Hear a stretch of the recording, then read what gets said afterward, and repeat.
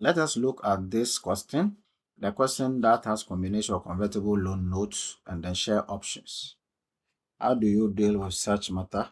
Flanagan makes up his account to 31st December each year and has calculated the basic earning per share based on actual shares of 1,000 million and the earnings of $500 million for the year ended 31st December 2005. Convertible debentures. 31st December 2006, Flanagan had in issue 10 million of 5% convertible loan notes. The loan stock is convertible at the following date with the following terms. December 2006, 125 shares for every 100 of loan stock. 2007, 120 shares for every 100 of loan stock. The tax rate is 20%. Flanagan also granted share options. Flanagan also granted 100 million options at the same date. The option price is $2.5 dollars, but the average fair value of a share is 4.0. Calculate the fully diluted earning per share for the year 31st December 2005. All right, so let's see how it goes. The company name is Flanagan. Flanagan Limited. So first, before you start, calculate the basic earning per share and what is profit after after tax less less any preference dividend, all divided by your wins, your share number. So in this instance, what is our basic earning? What is our profit after tax? Our profit after tax is is 500 million, and the number of shares is 1,000 million. Okay, there is no, so we have 500 million all divided by, with regards to the profit, we don't have any preference dividend, so it will be there. So our basic earning per share is 0.5. All right, now the next one is is to calculate our convertible loan note. It's given here. All right, so you have your convertible loan note. So out of convertible, this is the process. So you have your adjusted profit. Now under you start to put your net profit after tax. Now in the question, do we have our net profit after tax? Yes, net profit after tax is $500. $500 million.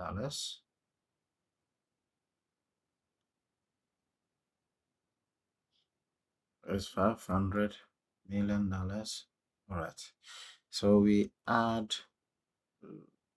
loan note interest or debenture interest. Now, in there, they said that debenture is 10 million, right? Debenture is 10 million, and the interest is 5%. So, much of 5%. What do you have? You will get 0.5. You will get 0.5. Good. Then you will deduct your tax benefit. So you have your 0.5 multiplied by your tax benefit. In the question, how much did they give it? They said the tax is 20%. So you pick 20% here. That gives me 0.1. So here we give you 0.4.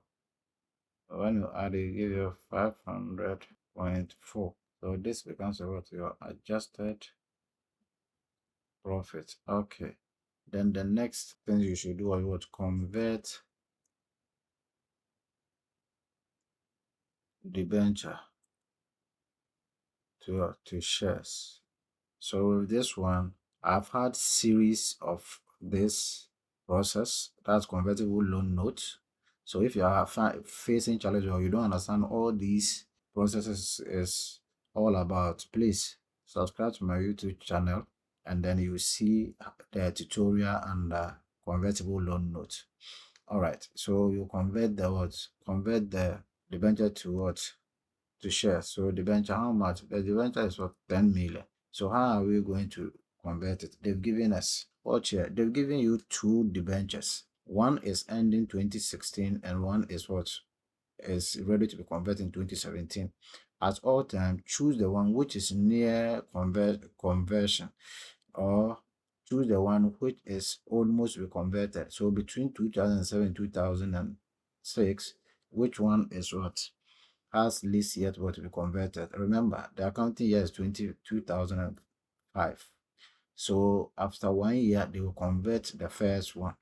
After 2 years, they will convert the second one. So between these two, which one will you pick? We will pick the one which is near to be converted. So which is the top one? So they will giving you what 125 shares for every $100. So you have what? You have the debenture holders what with $10 million, right?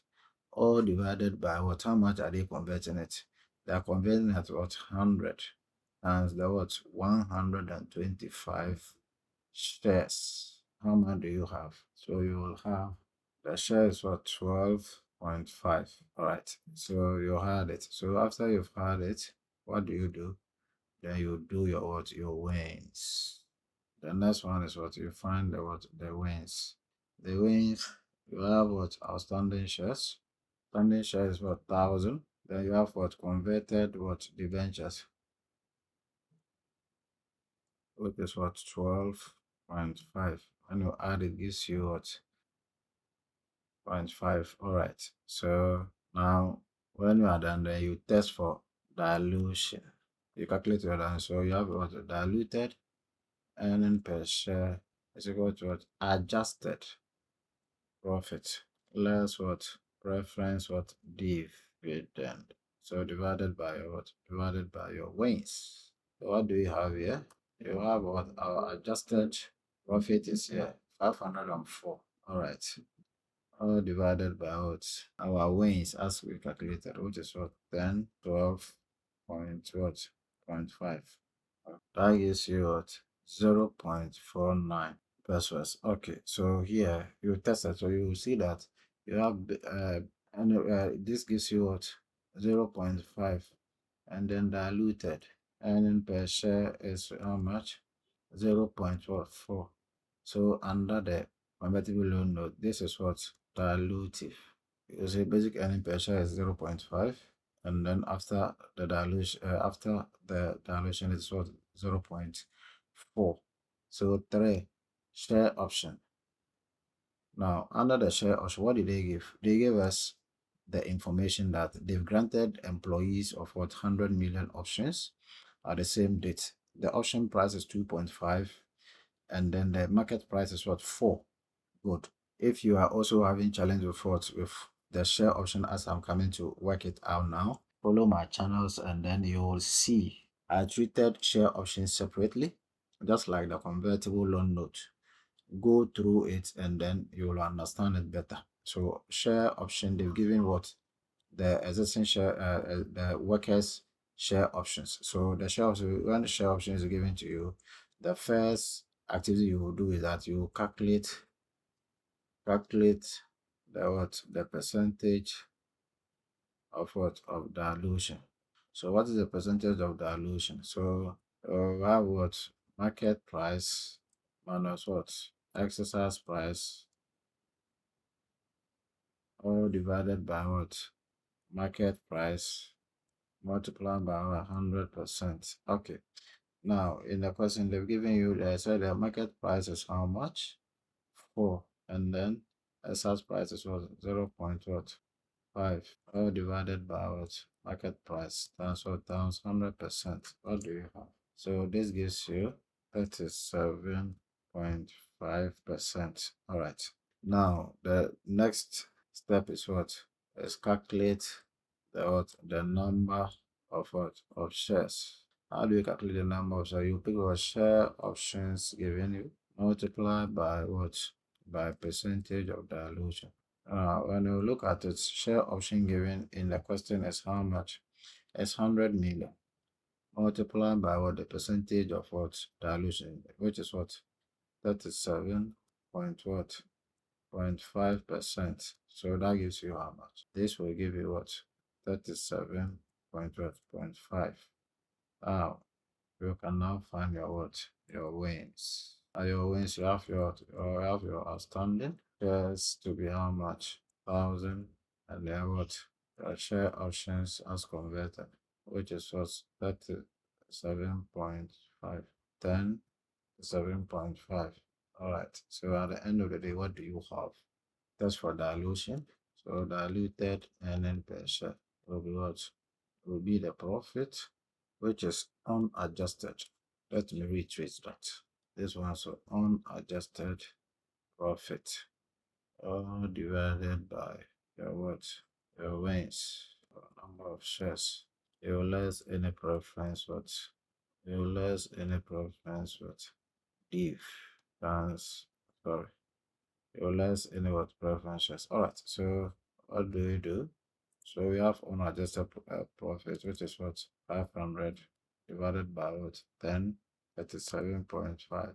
What do you have? All right, this one is 0.48. Okay, so now share option also what? You have what? You have what? Your basic earning per share 0.5, and then diluted earning per share is also about 0.48. So clearly, this one is also diluted or dilutive. In the question is saying that we should calculate the word fully diluted. So we've not finished. So we're now coming to find the fully diluted earning per share. And now take note of this. So when I come to calculate fully diluted earning per share, you what? You sum up all the wins. So here you start with our outstanding shares is how much? 1,000. And then the debenture converted shares. Could you debenture converted shares from debentures for 12.5, and then you have a share option converted, which is also what? 37.5. So what's it here? All of them are there. So watch it here. So I was saying the option 37.5, then the convertible loan, which is what? 12.5 shares. So that is what you are coming to what? I'll sum them all up here. And now take note here. I wish I said we should find fully diluted earning per share. So if the two options, convertible loan note, assuming convertible loan note here, after the calculation and the diluted earning per share, which is 0.49, is maybe 0.51. Have we seen that? Assuming after it and after the calculation for the diluted earning per share and the convertible loan note, and it is 0.54. It will be more than the what? The basic earning per share, which is 5. Then that make this one what? Anti-dilutive. You see? That will make this one anti-dilutive. So if you come here, we are coming to do the fully diluted earning per share, I would have omitted the what? I would have omitted the what? The convertible loan note, what we call shares in what? In the calculation for the fully diluted. I would have omitted convertible loan note from it. But the interest is that we want the earning per share, which is what? Fully diluted. But if it becomes anti-dilutive, then it has to be removed from here. But the convertible loan note is what? It's dilutive because it is less than 0.5. The same analogy also applies to the share option. Assuming if I had come here and then the share option is maybe 0.6, you will see that it will be more than what? 0.5. Well, this one is what? For the basic earning per share, which is 0.5. And assuming the share option also earning per share is 0.6, that means this one becomes what? Anti-dilutive. You see, anti-dilutive. Like when I was coming to do the fully diluted, I would have omitted the share option and I will go for what? Only outstanding shares and then convertible loan note share only. Then I'll add them to define the fully diluted earning per share. But in this instance, this one too is what? Is dilutive. So all of them what will go through. Okay. So when I add all of them, what do I have? So this one gives me what? All right, so this is my total wins, and then my profit here will be what? Adjusted profit less what? Reference what? Div, all divided by your wins. Right? Okay, so when we are done, what do we have? We have our profit as adjusted what?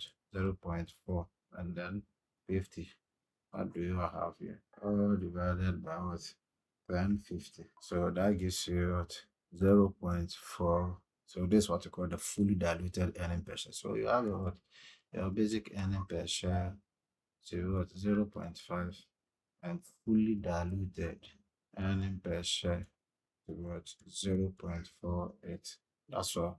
So at the end of the day, this is what they are going to report. They are what? In their financials. All right. So that is all about that. Thank you very much. Subscribe to my YouTube channel for more videos about financial and corporate reporting. Thank you very much.